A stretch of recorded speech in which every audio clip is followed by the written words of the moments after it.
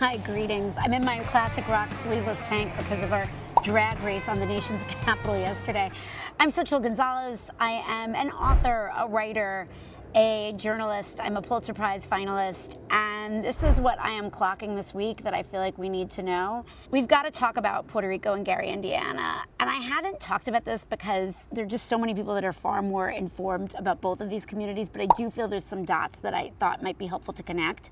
Across Puerto Rico, residents have been without consistent water for, in some cases, weeks and even months, while in Gary, Indiana, it's been almost going on 2 weeks that residents have not had any electricity following a storm.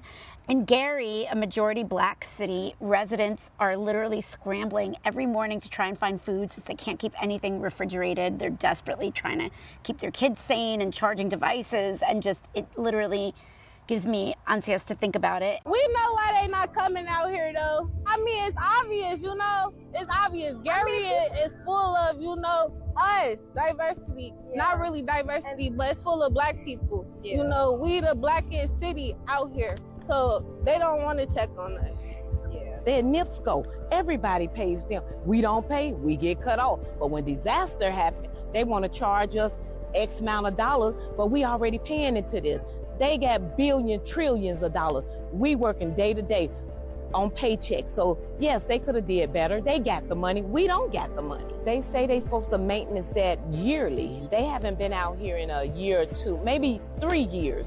I can't sleep at night because I can't plug my sleep apnea machine up. I can't afford a generator. I'm working on a month salary. So therefore, we need them to either give us generators or get this power up and running. We got a 91-year-old man that lived at the end, almost at the end of the thing. They had to rush him to the hospital. We had an elder lady across the street. She had medical condition. She bedridden. People come out to help her also. So we really need them to work more faster because we don't want to lose no lives if we don't have to. And in Puerto Rico, which is obviously a majority Puerto Rican, parts of the island have been forced to ration water 48 hours on and 48 hours off for the last, I don't even now at this point know how long.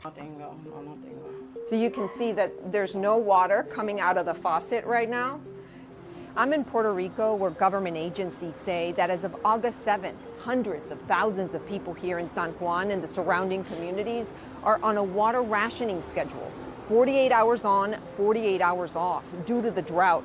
But the reality on the ground is so much worse due to decades of aging infrastructure. Jeanette Mercado says she hasn't had consistent water service for 14 months. Take a look around. She has jugs filled with water everywhere in her kitchen. So she fills the smaller jugs of water and then fills these bigger ones so that she can use it to wash her hands. How tough is it to live without water? Es bien difícil, esto agota, esto también mentalmente también, uno se cansa. David Sanchez is 71 and walks an hour round trip to fill his jugs of water. Tengo como 50 galones llenos. Como 50 de estos. He says he has about 50 of these gallons to make sure that he has plenty of water for everything he has to do every day. This cafe has been without water for 137 days this year. I mean, if 60% of the year without water doesn't constitute a crisis and an emergency, I don't know what does, honestly. I think it's important to note a few things here. Yes, obviously this is a racism problem because there are other parts of Indiana that are not as black that have already had their power restored. And, you know, Puerto Rico has been the subject of neglect. I mean, the entire world watched after Maria and what happened there. But this is also a classism problem. And it's above all a corporate imperialism problem, which I know I'm like gonna go on and on again. But like, Gary isn't just a black city. It is a city where 1 in 3 residents live below the poverty line. And in Puerto Rico, which as a reminder, by the way, I feel like I must always remind people, Puerto Rico is a US colony. They are citizens, but they do not have the same rights as everybody else. It's already got poverty levels wildly higher than any other US state, okay? But it also has a giant amount of wealth disparity as so many kind of VC guys and crypto miners and all of these people have flocked to the island that are not Puerto Rican to take advantage of tax incentives, right? This population has been like co-opting the island for years. And so when they say that the island doesn't have water, I think it's really, really, really important to note that it's not all of the island. The wealthy areas, the tourist areas, they have been fine. They have not had their resources cut, even in the slightest, actually. And they've had consistent access to water supply. So this crisis isn't being doled out evenly anywhere that we're seeing. And I want to highlight one of the signs that a protester was carrying yesterday because it really summarizes the story. The sign said, "Water, electricity, and dignity for this community." And that's what Puerto Ricans are asking for. These are not luxuries. These are basic services. I talked to one woman who hasn't had consistent water service in 14 months.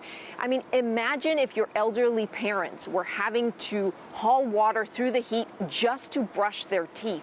That's what some people are dealing with here in Puerto Rico. Now, here's what some of the protesters had to say. Take a listen. Their corruption is mismanaging the water and the electricity here, and it's making our lives impossible. The United States doesn't prioritize its own 50 states. Why would they prioritize a colony? You see how they treated us during Maria. They think that we're here for fun, and we're not here for fun. If people don't have water, people can't take a shower, they can't do their dishes. Water is life.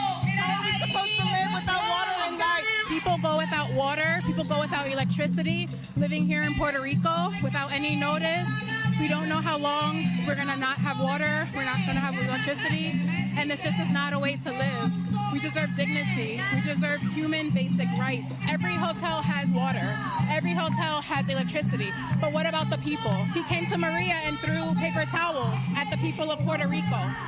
We need more. We need people to come here. We need people to build the infrastructure. It's not an issue about drought. But the last piece of the story, this situation in both of these places where Black and Latino citizens are being denied dignity in the form of basic resources, both Indiana and Puerto Rico are suffering from corporate imperialism and certainly a certain amount of corruption. Yes, there was a storm. Yes, there was a drought. These are natural disasters, but these are just things that have exasperated things already going on in Puerto Rico. It's a decades-long infrastructure problem, and some believe that it's also exacerbated by data centers. Indiana has become a hotbed for data centers that are straining the electric grid, and all in exchange for tax rebates and corporate investment in the state that has clearly left most people worse for the wear, right? So I say all of this because we are now watching how the near future will play out for our communities. And it will not stop with poor Black and brown communities. We will be the first to feel the pain, but we can see now that it is not going to end with us. This is not going to end with us. This is no Colleen Hoover novel. It is not ending with us. This is a moment and a need absolutely for racial solidarity. And I know a lot of my people did not vote the right way, but like we need interracial solidarity between the Black and Latino communities right now. But it is also a moment where we need profound class solidarity. And I just want to say, what does that even mean right now, right? It means something different than I think it's meant across generations, because we're again living in such a time of wealth disparity that you could be a white collar employee whose job is on the AI chopping block making $200,000 a year. And I frankly think that you have less of a chance of becoming a billionaire than most Americans ever have at any point in time in their life. And so you are a person that, here's a great video about this, you are not closer to being a billionaire than a person that is working a truly blue collar third shift, like swing shift job, unfortunately, in this moment in time. Neighborhoods where people make $150,000 or more, there were often cases where the moderate candidates won by 2 to 1. I don't think this should be terribly surprising that if the progressive left in general and these candidates specifically really stand for anything in terms of policy, it's to take on the billionaires, corporations, and wealth inequality in the country. And it makes sense that high-income voters would be particularly hesitant to embrace those kind of candidates. Does it? When you go below... So what you just heard on this episode of The Daily, which is ostensibly a liberal outlet, is that high-income voters, which it defines as those making $150,000 per year or more, are having a hard time aligning themselves with candidates who want to take on billionaires, corporations, and wealth inequality in the United States. This sleight of hand is so powerful, and it is everywhere in the political discourse in this country because it is so subtle in the way that it reinforces class confusion. The implication of framing your analysis in this way is that if you make $150,000 per year or more, you are the type of person who would be negatively impacted by policies that attempt to wrest back some of that power. It is a very subtle way of making a regular person see their interests as in any way aligned with an incredibly elite microcosm of society. Like, you earn six figures and you're like not really up to speed on the state of income inequality or like the data. It is rational for you to hear that and go, well, I don't want to earn less. I don't want you to earn less either. I want you to have more money. And going after billionaires and corporations and wealth inequality is precisely how that happens. I love that we've gotten into saying it's not left versus right, it's up versus down. And now I think is the time to really clarify where up is, because it's not $150,000. And perhaps this is not how it will always be, but in this moment, this idea of who is a working American is almost the same as who is a disposable American in the eyes of a corporate oligarchy, all right? And I say that to say that they are picking on these communities right now because of racism, easiest, lowest hanging fruit, but also because these communities are perceived as the most powerless. But it's not the end of the people that are perceived as powerless. And that is what they feel that they can get away with. Our democracy is not functioning, and it's not just democracy, but as a government for the people. It is currently a government for companies and billionaires. And we veered, you could talk to political scientists, many of them have said we've been a plutocracy for a long time. Certainly Deminoff has said that for a long time. Other people have disagreed with him, but we have been on the verge of a plutocracy versus a democracy for a while.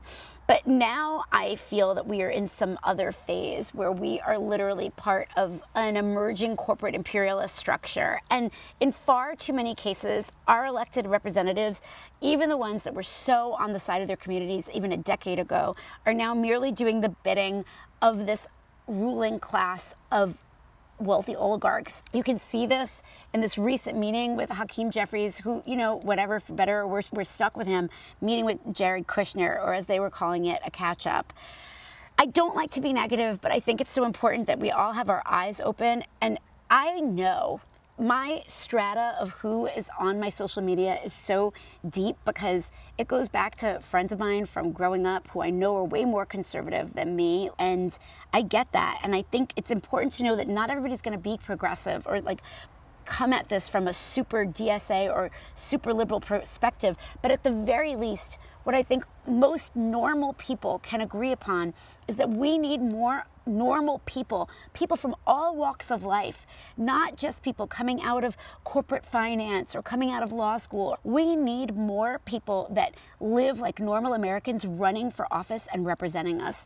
And we need to be supporting more of those candidates because they will be taking more of our concerns to the fore, at least in the short term. You know, you never know what happens after a while in DC. And we need to be focusing on stopping our government from essentially becoming even more of a plutocracy than it already is. It's like breaking my actual heart. But here is partly why it gets me so distraught. I spent the last year and a half deep diving into the dynamics and the psychology and sociology of social class. And social science has shown us that when this many people of tremendous affluence are in power, they don't just have blind spots to how normal people live. They're actually more likely to hold and retain feelings of disdain for those with less. Okay, so this social scientist researcher, Susan Fisk, created this thing called the Warmth Competency Index. And the poor in general are deemed as sometimes high in warmth. Think about lovable, vibrant communities, and always low in competence, right? Meaning they don't deserve much because they didn't earn it and they don't have the capacity to earn it themselves. Or worse, in many cases, and we're seeing this increasingly, there is a whole series of articles that have been going around about the person who started Palantir, who is now informing homeless policy and making homeless camping outdoors illegal so that we can just get all homeless people off the streets. And you see in that policy so much contempt. It's fascinating. But so what Susan Fisk found is that there isn't just this idea of low competency, there is actual disdain and contempt, and you start to see it in this idea of poor people as resource suckers, or that they are extracting from the taxpayer. And the issue is that's been in place for a long time, because I remember the whole stereotype of the welfare queens in the 80s with the Reaganomics, and the idea that we villainize people that were on any kind of government assistance, and we shame people for being poor. But right now, I think the reason why this moment hits so different is because the wealth disparity in our nation is so grand that our uber wealthy don't just have disdain and an opinion of, oh, that person is of low competence and low merit for the objectively poor, but for any Joe Schmo who wasn't quote unquote brilliant enough to get into AI or crypto like them. It's partly why they are so gleeful to see such large swaths of a highly educated white-collar workforce just have their jobs cut with AI, because they don't see them as having value. There is a disdain for that common working person, even when that work is white-collar work. And that isn't just my opinion of looking at this. This is pervasive in the social science research, that there is this idea of when people are perceived as poor, that they are perceived as low competence and therefore often the subject of scorn and disdain. And worse is, the more that the uber wealthy, so they hold these opinions, and if there are what they call pro-social interventions, which is like interactions with other people that are not like them, that often gets broken up, and it's okay, wait, maybe that actually isn't true. Maybe that's just a weird belief that I have, and that's not true. And now that I've talked to the people that are working down in the trenches of this company, I see actually they're all really smart and interesting and devoted employees. But no, instead, what we end up seeing is that as the uber wealthy are isolated and kept into a ruling class and a social class of their own, the more the idea of earned excellence and this kind of idea of climbing a ladder helps to justify their own status, meaning that they are increasingly sold on their own excellence and hold those in need with increasing contempt for their inability to fix their own situations that were often created by this corporate ruling class. It's kind of hilarious. And I say that because of this, because there's this belief like, well, if you were competent, you would have climbed the ladder like me, so therefore you must be incompetent, and we can replace you with a machine or steal all of your resources, or like you are not worth the protection, you are not worth this energy, because if you were, you would already be in our class.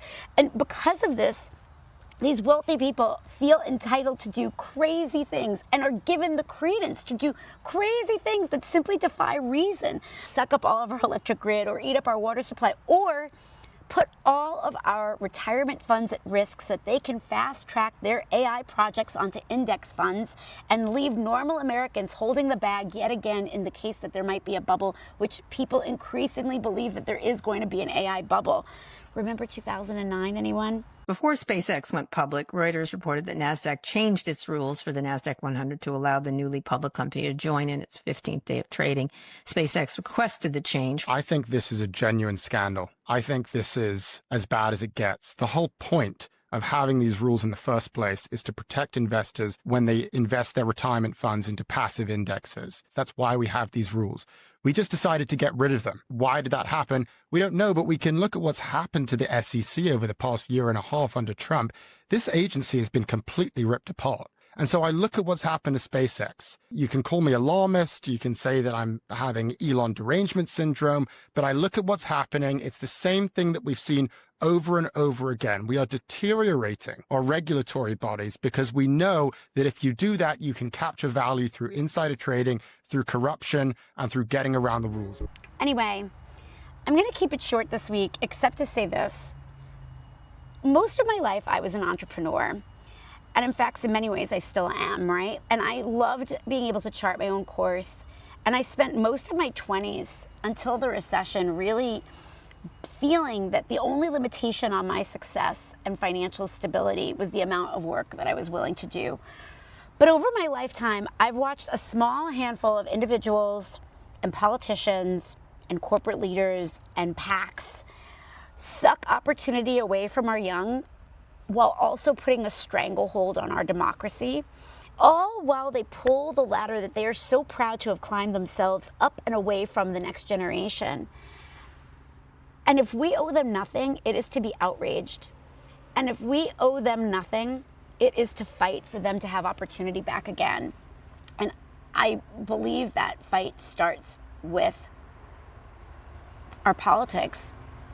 It's a small place to start, but it is just literally,